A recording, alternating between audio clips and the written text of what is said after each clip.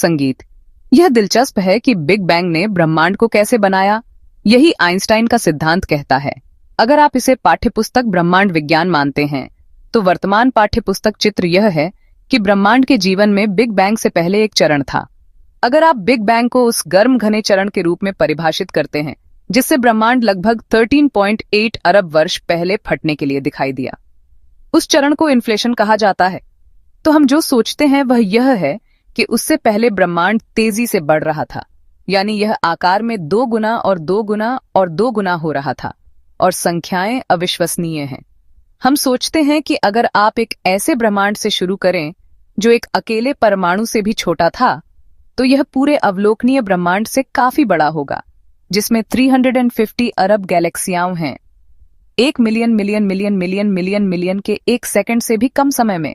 तो यह बहुत तेजी से बढ़ने वाला विस्तार था, और जब यह रुका तो उस विस्तार को चलाने वाली सभी ऊर्जा अंतरिक्ष में डाल दी गई, जिससे यह गर्म हो गया।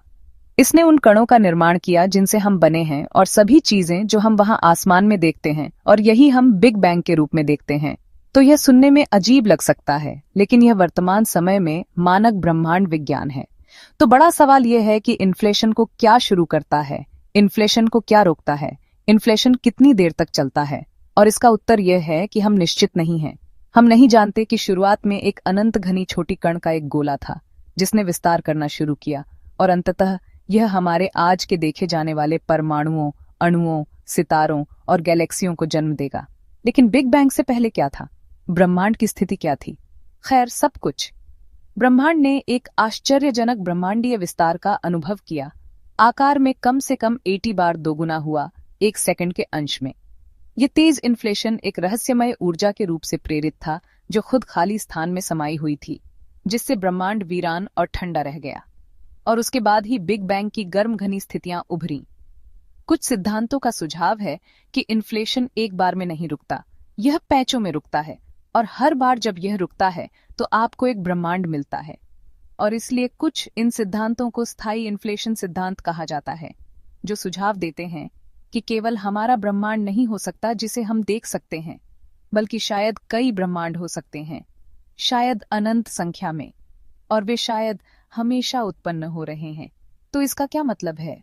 लेकिन यही हमारा वर्तमान आधुनिक ब्रह्मांड विज्ञान है। अगर ब्रह्मांडीय इन्फ्लेशन सही ढंग से बताता है कि बिग बैंग से पहले क्या हुआ, तो यह उस प्रश्न का अंतिम उत्तर विज्ञान की पहुंच से परे धकेल सकता है। लेकिन यह केवल प्रश्न को आगे बढ़ाता है, क्योंकि हम इन्फ्लेशन से पहले जो कुछ भी हुआ उसके बारे में कुछ भी नहीं जानते हैं, और यह संदेह है कि हम कभी जान पाएंगे। अब कुछ सिद्धांत हैं जो सुझाव देते हैं कि जैसा कि मैंने उल्लेख किया, 1 से अधिक ब्रह्मांड हो सकते हैं, और संभावित रूप से अनंत संख्या में। यह एक मन को चकरा देने वाला विचार है ना? अब मुझे एक और बात कहनी चाहिए।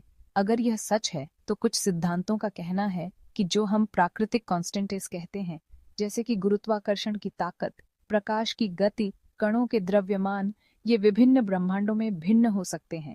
और फिर आप सवाल पूछते हैं, हमारी ब्रह्मांड जीवन के लिए इतना सही क्यों है? सितारे कार्बन और ऑक्सीजन क्यों बनाते हैं, जो जीवन के लिए आवश्यक तत्व हैं? सब कुछ इतना खूबसूरती से संतुलित क्यों है कि जीवित चीजें अस्तित्व में रह सकें? इन मामलों में उत्तर है क्योंकि हर ब्रह्मांड अस्तित्व में है, प्रकृति के कानूनों के हर संभव संयोजन का अस्तित्व है। इसलिए जाहिर है हमें एक ऐसा ब्रह्मांड देखने को मिलता है जो हमें अस्तित्व में रहने की अनुमति देता है। जाहिर है हम यह सवाल पूछ सकते हैं कि यह कितनी संभावना है। खैर, उत्तर है कि अनंत संख्या में होने पर यह अनिवार्य है, क्योंकि हर संभावित प्रकार का ब्रह्मांड है। और मैं इस पर जोर देना चाहता हूं कि यह बहुत ही सट्टा सामान है। लेकिन जो पहला मैंने इन्फ्लेशन के बारे में कहा, उस विचार को बिग बैंग से पहले की तेजी से बढ़ती हुई विस्तार की बात करना, अगर आप उस भाषा का उपयोग करना चाहते हैं तो यह सट्टा नहीं है, ये मुख्य धारा का ब्रह्मांड विज्ञान है। लेकिन यह विचार कि इससे कई ब्रह्मांड उत्पन्न हो सकते हैं अधिक सट्टा है, लेकिन यह अभी भी वैज्ञानिक रूप से मान्य है, और इस पर शोध करने वाले लोग हैं। फिर से ये एक सक्रिय अनुसंधान का क्षेत्र है। इन्फ्लेशन हमें बताता है कि बिग बैंग से पहले का समय बेहद ठंडा था, और यह सब कुछ से खाली था, केवल खाली स्थान था, और उस खाली स्थान में ऊर्जा थी जिसने ब्रह्मांड को इस विशाल आकार में और बिग बैंग से पहले की प्रारंभिक अवस्था में फैला दिया। लेकिन ब्रह्मांडीय इन्फ्लेशन के वैकल्पिक सिद्धांत भी हैं जो हमें बताते हैं कि बिग बैंग को जन्म देने वाली प्रारंभिक स्थितियों का कारण क्या था। एक सिद्धांत यह है कि ब्रह्मांड में अतिरिक्त आयाम हो सकते हैं। तो कल्पना करें कि हम सिर्फ एक कागज की शीट पर रह रहे हैं, मान लीजिए।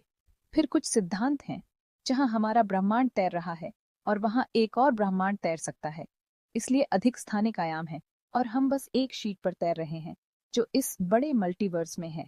और फिर आप सवाल पूछ सकते हैं कि जब ये एक साथ टकराते हैं तो क्या होता है, और बिग बैंग के कारण कौन सा सिद्धांत है।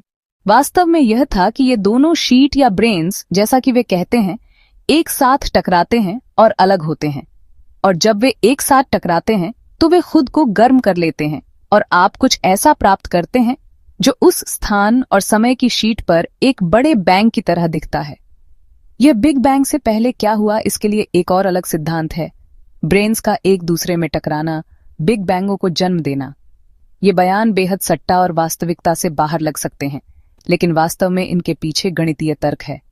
और इसके अलावा ब्रह्मांड की बहुत प्रारंभिक अवस्था का वर्णन करने वाले सिद्धांतों का प्रयोगात्मक समर्थन है।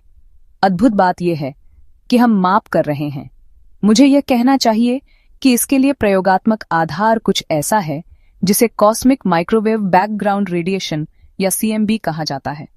तो हम आकाश में देख सकते हैं और हम ब्रह्मांड में सबसे पुरानी रोशनी देख सकते हैं। यह 380,000 वर्ष बाद जारी हुआ था। यह तब है जब ब्रह्मांड काफी ठंडा हो गया था ताकि अणु बन सकें, और उस बिंदु पर ब्रह्मांड पारदर्शी हो गया और वह रोशनी तब से ब्रह्मांड में यात्रा कर रही है। और इस समय हमारे पास एक उपग्रह है जिसे प्लांक कहा जाता है। यह एक यूरोपीय उपग्रह है जो इस रोशनी की विस्तृत तस्वीरें ले रहा है, और उस रोशनी में यह ब्रह्मांड का एक बेबी पिक्चर की तरह है, जैसे कि ब्रह्मांड का एक स्कैन। इसलिए आप देख सकते हैं कि ब्रह्मांड अपने सबसे प्रारंभिक दिनों में कैसा था, और उस रोशनी की विभिन्न संरचनाएं और विभिन्न गुण देख सकते हैं। और वे आपको यह बताने के लिए सुराग देते हैं कि समय की शुरुआत में ब्रह्मांड की शुरुआत में क्या हुआ, और यहीं से ये सिद्धांत अपने प्रयोगात्मक समर्थन प्राप्त कर रहे हैं। आधुनिक भौतिकी के दो स्तंभ हैं, आइंस्टाइन का सामान्य सापेक्षता और क्वांटम सिद्धांत। बिग बैंग कैसे उभरा और इससे पहले क्या आया, यह समझने के लिए आइंस्टाइन के सिद्धांत को क्वांटम सिद्धांत के साथ एकजुट करना आवश्यक है। केवल तभी हम ब्रह्मांड विज्ञान में अंतिम प्रश्नों का उत्तर देने में सक्षम होंगे, जैसे कि स्थान क्या है, समय क्या है, ब्रह्मांड क्या है और यह कहां से आया। ब्रह्मांड में सबसे दूर की वस्तुएं 47 अरब प्रकाश वर्ष दूर हैं, जिससे अवलोकनीय ब्रह्मांड का आकार 94 अरब प्रकाश वर्ष है। अगर आप सोच रहे हैं कि अवलोकनीय ब्रह्मांड कैसे इतना बड़ा हो सकता है कि यह ब्रह्मांड की उम्र के दौरान प्रकाश को यात्रा करने में लगने वाले समय से बड़ा हो, तो इसका उत्तर यह है कि ब्रह्मांड इस समय के दौरान बढ़ रहा है और यह बहुत दूर की वस्तुओं को हमसे और दूर ले जाता है। अधिकांश वैज्ञानिक सोचते हैं कि ब्रह्मांड की संपूर्णता अवलोकनीय ब्रह्मांड से बहुत आगे बढ़ती है। लेकिन क्या ब्रह्मांड की संपूर्णता के पार कुछ है? क्या ब्रह्मांड के पार कुछ है? शायद नहीं। हम काफी मजबूती से संदिग्ध हैं कि हमारा ब्रह्मांड शायद अनंत हो सकता है। यहाँ तक कि अब ब्रह्मांड का एक टुकड़ा, अगर आप केवल हमारे ब्रह्मांड को लें, तो यह निश्चित रूप से उस टुकड़े से बहुत दूर है जिसे हम देख सकते हैं। तो मैं ऐसा क्यों कहूंगा? खैर, अगर आप इसके बारे में सोचते हैं तो ब्रह्मांड, हमारा टुकड़ा, कम से कम 13.8 अरब वर्ष से अस्तित्व में है। इसका मतलब है कि प्रकाश के पास केवल 13.8 अरब वर्षों का समय था कि वह उस टुकड़े से हमारी आंखों तक यात्रा कर सके। इसलिए हम केवल उतना ही देख सकते हैं जितना प्रकाश को यात्रा करने का समय मिला है। लेकिन हम सोचते हैं कि इसके परे बहुत कुछ है, क्योंकि हमने जो माप किए हैं उनमें यह देखा गया है कि ब्रह्मांड कैसा मुड़ा हुआ है और ब्रह्मांड की संरचना क्या है। इसलिए यह निस्संदेह उस छोटे बुलबुले से परे फैला हुआ है जिसे हम देख सकते हैं। यह कितनी दूर फैला हुआ है, यह एक और बड़ा सवाल है। हम नहीं जानते, लेकिन यह अनंत हो सकता है। भौतिकी में नवीनतम खोजों और मापों को ध्यान में रखते हुए हमने उन प्रश्नों का उत्तर देने की कोशिश की है कि बिग बैंग से पहले क्या था, हमारा अवलोकनीय ब्रह्मांड कितना बड़ा है और जो हम देख सकते हैं उसके परे क्या है। लेकिन क्या हम कुछ भूल रहे हैं? एक महत्वपूर्ण सवाल जो स्वाभाविक रूप से तब उठता है जब हम सब कुछ की शुरुआत पर सवाल करते हैं, वह है कि ब्रह्मांड कैसे समाप्त होगा। खैर, वर्तमान का सबसे अच्छा अनुमान या सबसे अच्छा आकलन ये है कि यह हमेशा के लिए बढ़ता रहेगा। और मैं ऐसा क्यों कहता हूँ? क्योंकि वास्तव में ब्रह्मांड अपने विस्तार में तेजी से बढ़ रहा है, जो एक बड़ा रहस्य है। क्योंकि इस खोज से पहले हमने सोचा था कि गुरुत्वाकर्षण हमेशा आकर्षक होता है और इसलिए इसे ऐसा ही होना चाहिए। हमारे पास ब्रह्मांड में ये सभी गैलेक्सियां हैं और ब्रह्मांड बिग बैंग से बढ़ रहा है, इसलिए इसे कम से कम धीमा होना चाहिए। और यहाँ तक कि एक सवाल है, क्या इसमें इतना पदार्थ है कि यह इसे इतना धीमा कर दे कि यह रुक जाए और फिर से संकुचित हो जाए? लेकिन यह नई खोज कि ब्रह्मांड अपने विस्तार में तेजी से बढ़ रहा है, ये सुझाव देती है कि यह लगातार बढ़ता रहेगा जब तक कि कोई नई भौतिकी न आए जिसे हम नहीं समझते हैं, और इसलिए यह बस हमेशा के लिए बढ़ता रहेगा।